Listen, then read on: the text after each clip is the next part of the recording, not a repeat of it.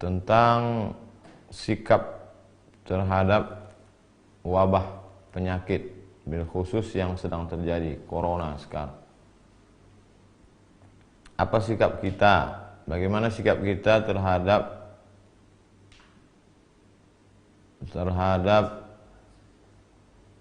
beberapa daerah yang mengosongkan masjid, tidak melaksanakan sholat Jumat dan sholat berjamaah?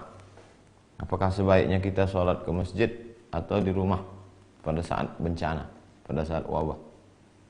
Maka Nabi SAW sudah mengajarkan kepada kita dalam Sahih Bukhari dan Muslim, idza sami'tum bihi ta'un, idza sami'tum bihi, kalau kamu mendengar ada bihi di situ maksudnya ta'un, wabah, bencana, musibah, penyakit, bi ardin, pada suatu daerah, la taqdimu alaih, jangan kamu datang ke sana. Kita sudah tahu di daerah itu ada wabah penyakit, maka kita jangan datang. Wa idza waqa'a bi ardin wa antum biha, kalau kamu berada di suatu tempat dan di situ ada wabah penyakit, fala takhruju firaran minhu, maka jangan keluar dari daerah itu. Ini kan yang dilakukan oleh beberapa negara sekarang. Italia misalnya, kita sudah tahu di sana ada wabah terbesar nomor 2 setelah Cina, maka kita jangan ke sana, jangan liburan ke sana. Ini dikasih cuti malah pergi liburan ke Eropa. Dan kalau kita udah sempat ke sana, maka jangan pulang ke Indonesia. Alhamdulillah sekarang sudah ada karantina 14 hari untuk sterilisasi.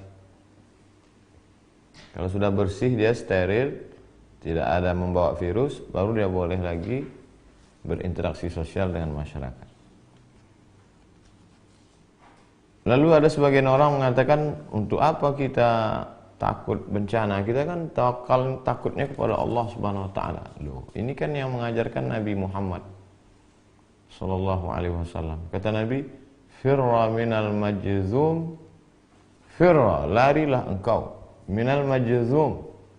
Kalau ada orang yang terkena penyakit menular, di sini dalam konteks ini Nabi menyebutkan penyakit kusta. Firra minal, larilah engkau dari orang yang kena penyakit kusta, firaraka minal asad, seperti engkau lari dari singa. Jadi kita lari dari suatu daerah kawasan yang banyak virus itu bukan kita lari dari takdir. Bahkan pada masa Sayyidina Umar bin Khattab ada suatu lembah, di situ banyak wabah, hama, virus. Kemudian kata Umar bin Khattab, mari kita pindah ke tempat yang tidak ada manusia di situ, yang bersih, steril. Loh, kalau begitu kita lari dari takdir, kita pindah dari takdir yang buruk ke takdir yang baik. Nah, jadi bukan berarti ketika ada orang terkontaminasi bakteri lalu saya tidak takut pada bakteri, hanya takut pada Allah. Itu tidak betul. Kita sudah meninggalkan sunnah Rasulullah SAW. Bagaimana kalau ada orang yang jelas-jelas tertular, kena virus, lalu dia ingin bersalaman dengan kita? Zaman Nabi pernah itu. Ada orang yang sudah terkena penyakit kusta menular. Kata Nabi, inna qad bay'anaka farji'. Kami sudah membaiat engkau. Sudah berbaiat. Farji', mestinya berbaiat itu salaman. Tapi kata Nabi, karena dia kena penyakit menular, inna qad bay'anaka. Sudah, farji', pulanglah. Tidak perlu bersalaman. Jadi yang kita lakukan hari ini, tidak berinteraksi sosial dengan orang yang dikhawatirkan menularkan virus, tidak bersalaman, bukan meninggalkan sunnah, justru sedang melaksanakan sunnah.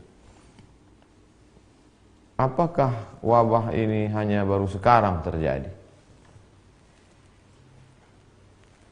Kita baca apa yang disebutkan oleh Imam Az-Zahabi dalam kitab Syiar A'lam An-Nubala. Wa kana al-qahtu 'aziman bi Misra. Pernah suatu masa terjadi di Mesir itu masa paceklik. Wabil Andalus, tidak hanya di Mesir, sampai ke Andalusia, Spanyol. Mesir, Libya, Tunisia, Aljazair, Maroko, Spanyol. Wa ma'ahidha qahtun wala waba'un mithlu. Belum pernah terjadi masa paceklik, kemarau panjang dan wabah penyakit sedahsyat itu. Bi Qurtubah di Spanyol, di Andalusia. Hatta baqiyatil masajidu mughlaqah. Sampai masjid-masjid ditutup.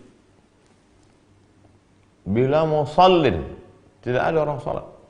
Masjid tutup, tak ada salat. Sama seperti sekarang.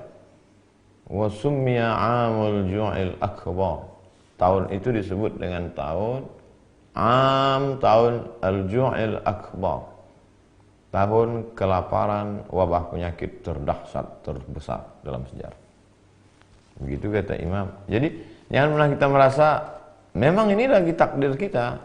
1820 pernah terjadi. Dulu ada namanya kolera, dulu pernah ada flu burung, dulu pernah ada medco. Dan ini takdir. Makanya di antara rukun iman, antu'mina billah wa malaikatihi wa kutubihi wa rusulihi wal yawmil akhir wa biqadri khairihi wa syarrihi. Oleh sebab itu bagaimana sikap kita? Ati'ullah, ta'at kepada Allah, wa ati'ur Rasul, ta'at kepada Rasulullah SAW, wa ulil amri. Ulil amri ulama. Majelis Ulama Indonesia sudah mengeluarkan tentang masalah salat berjamaah, tentang masalah tidak berkerumun, dan saya pribadi tidak melaksanakan tabligh akbar untuk menjaga ini. Bahwa ada sebagian orang mengatakan risau, kenapa masjid ditutup, kenapa mall tidak, kenapa masjid ditutup, kenapa airport tidak, kenapa masjid ditutup, kenapa bioskop tidak. Itu tidak serta-merta lalu kita berkata kalau begitu masjid jangan ditutup. Jadi yang tepat itu bukan begitu. Tidak berkerumun di masjid, juga tidak berkerumun di mall. Jangan sampai ketika orang ditanya, kamu tidak sholat Jumat? Saya takut nanti tersebar virus. Dia tidak sholat Jumat, dia tidak sholat berjamaah, tapi ke mall. Tapi orang asing yang tidak steril dibiarkan masuk. Nah, ini tidak benar. Oleh sebab itu kita saling menjaga.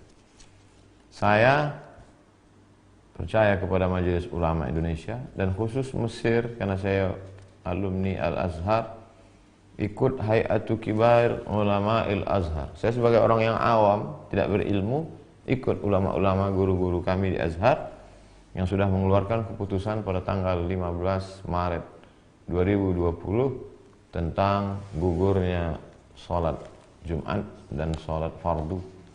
Perlu kita pahami bahwa korban akibat virus corona di Mesir jauh di bawah Indonesia. Coba lihat pengumuman, paling tinggi di atas Cina, setelah itu Italia, setelah itu Iran. Kita Mesir jauh di bawah. Oleh sebab itu Mesir saja langkahnya begitu, apalagi kita. Wallahu a'lam bishawab.